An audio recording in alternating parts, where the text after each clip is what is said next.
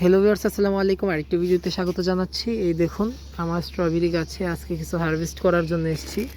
মোটামুটি বেশ ভালোই স্ট্রবেরি এখন পেকে যাচ্ছে। আজকে যে কয়েকটা হারভেস্ট করা যায় সেগুলোকে হারভেস্ট করব।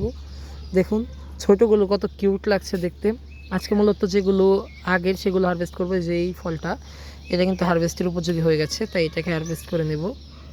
তারপরে যে এটাও হয়ে গেছে নেওয়ার মতন উপযোগী, এটাও হারভেস্ট করে নেব। তারপরে এই যে এটাও হারভেস্টের মতন হয়ে গেছে, তাই এটাকে হারভেস্ট করে নিলাম। আর আপাতত এদিক দিয়ে এগুলো এখনও ভালোভাবে রং ধরেনি, এগুলো থাকুক।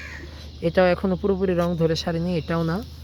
আর এখান দিয়ে প্রায় সবগুলোই এখনও পুরোপুরি রং হয়নি, এটাকে তোলা যায় না। এটা থাকুক, এটা কালকে পর্যন্ত থাকবে। আর গতকালকে বাজার থেকে স্ট্রবেরি কেনা হয়েছে, এই কারণে এখন আর এত দরকার নেই।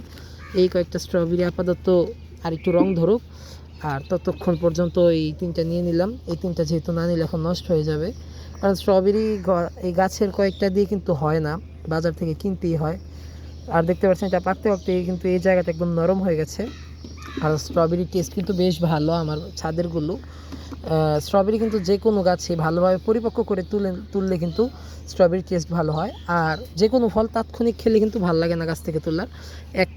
একদিন বা দুদিন যদি রাখতে পারেন, একদিন কমপক্ষে একদিন রাখলে কিন্তু খাবারে ওই ফলে কিন্তু মিষ্টিটা বসে।